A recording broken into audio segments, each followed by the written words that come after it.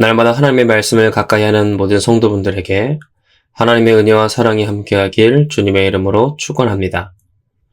오늘 우리에게 주시는 하나님의 말씀은 고린도전서 1장 1절에서 3절까지의 말씀입니다.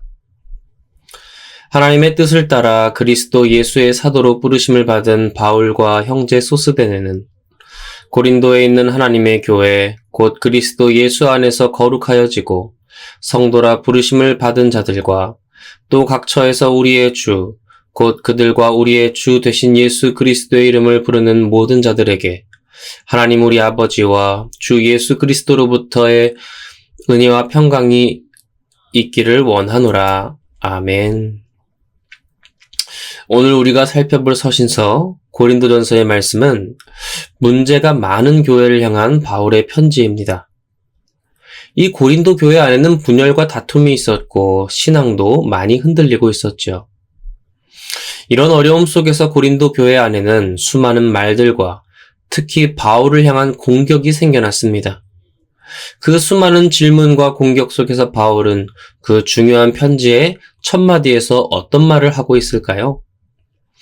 그는 가장 먼저 정체성을 다시 세웁니다. 하나님의 뜻을 따라 그리스도 예수의 사도로 부르심을 받은 바울.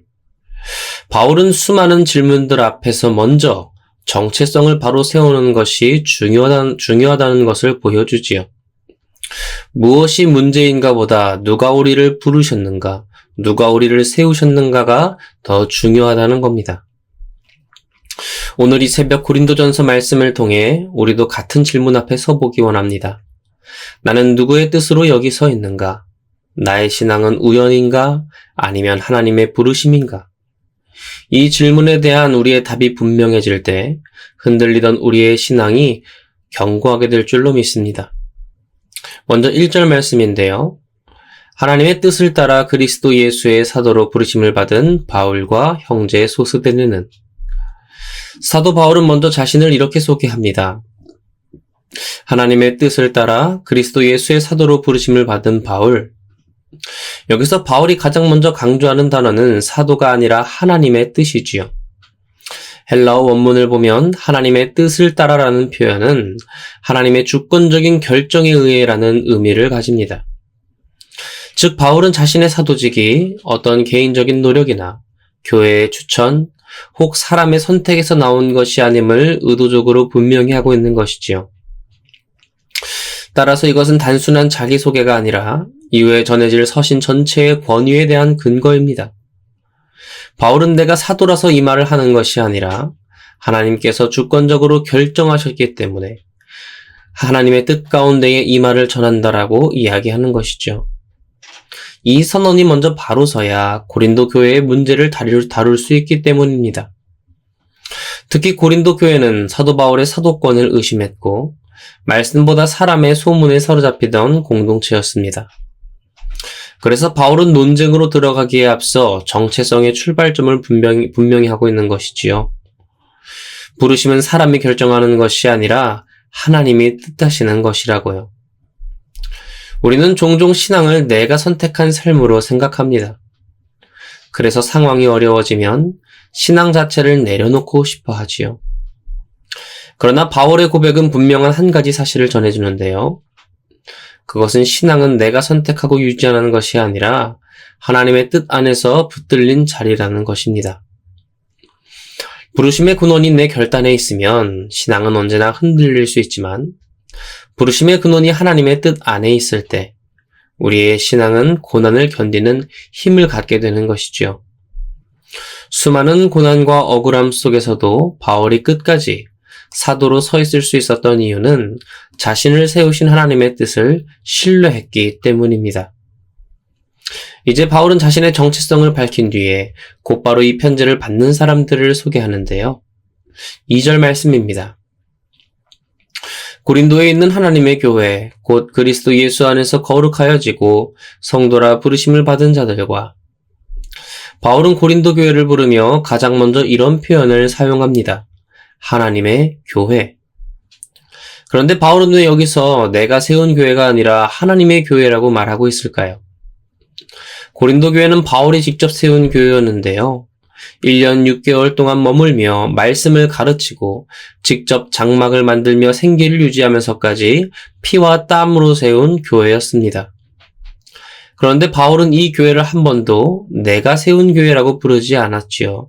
항상 하나님의 교회라고 부릅니다.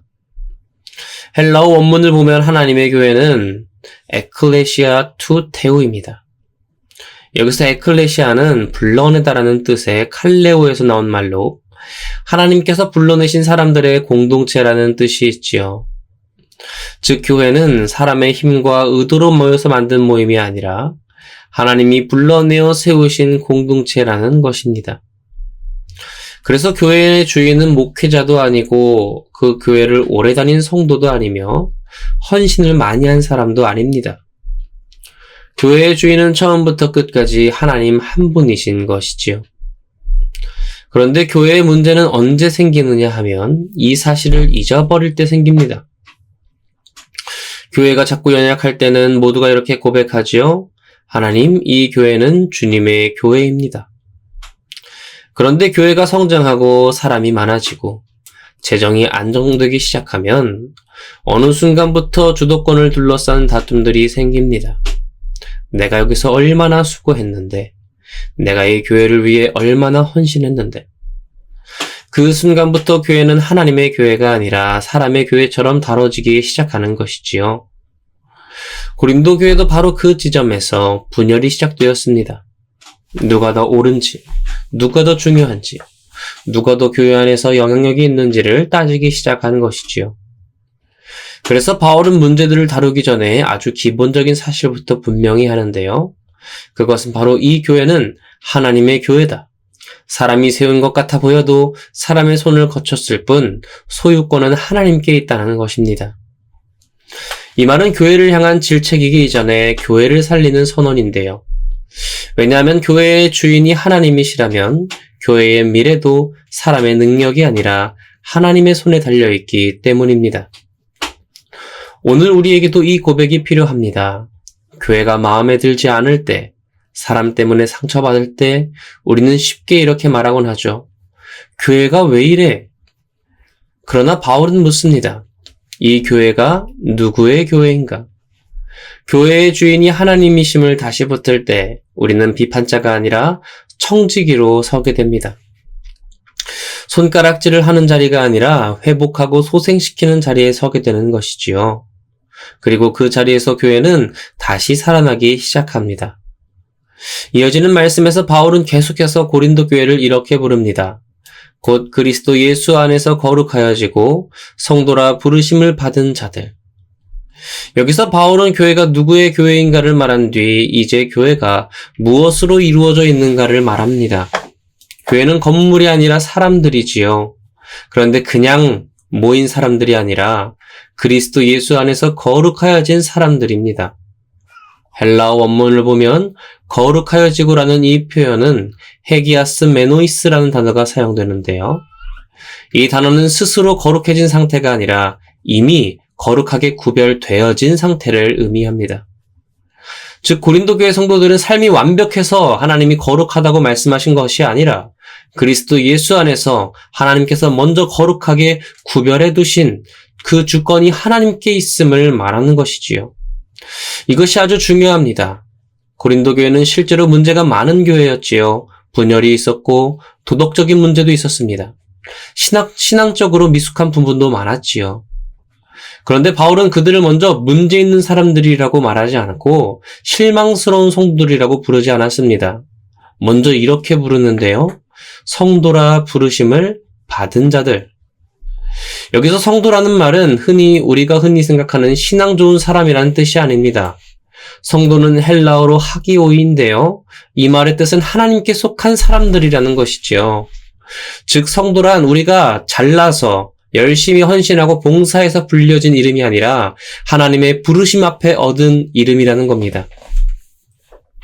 이 말은 곧 우리의 정체성이 현재 나의 노력과 결과로 결정되는 것이 아니라 하나님께서 우리를 어떻게 부르시기로 정하셨는가에 따라 결정된다는 겁니다.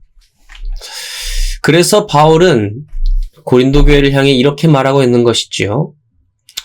너희가 지금 흔들리고 있고 문제가 많고 연약해 보일지라도 너희의 본질은 변하지 않는다.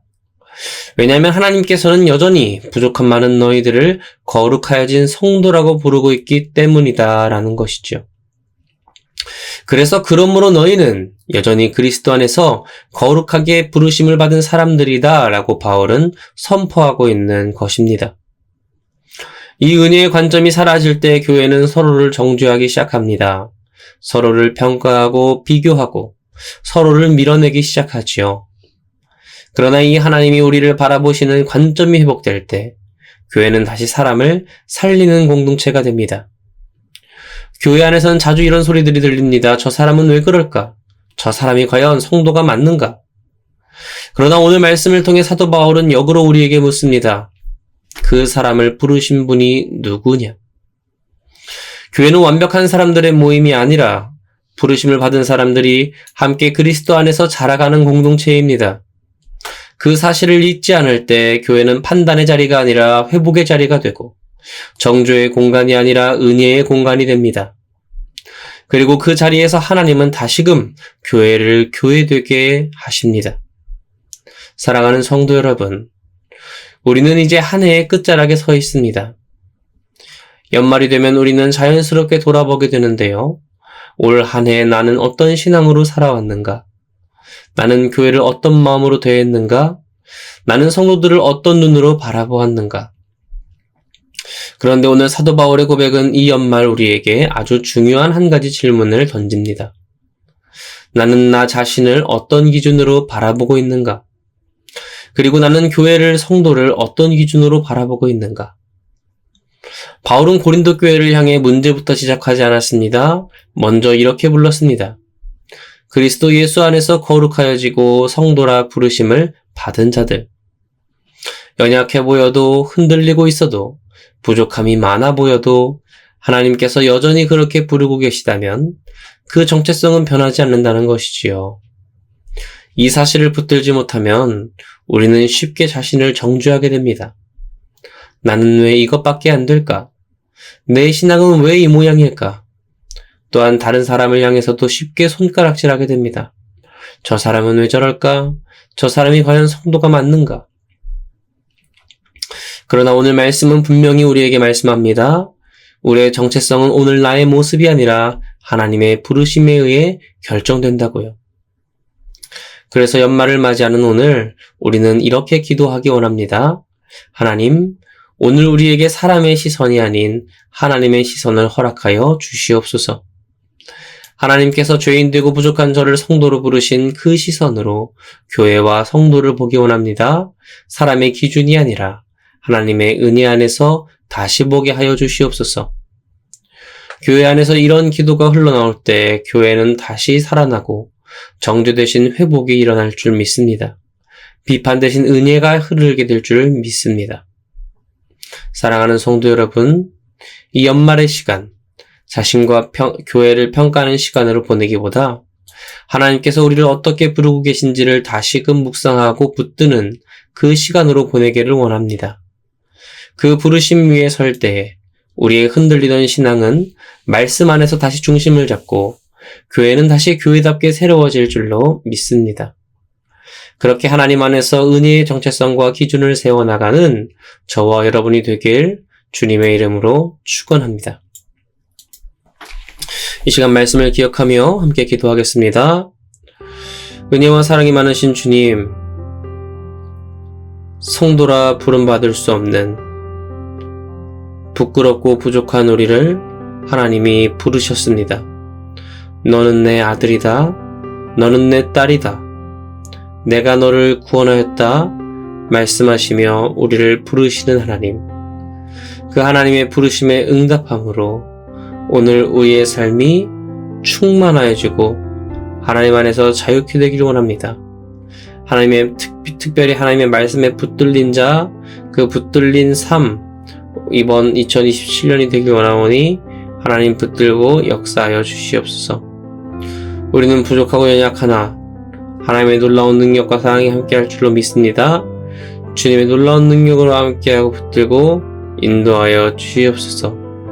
감사드리며 이 모든 것 살아계신 예수 그리스도 이름으로 기도드립니다. 아멘.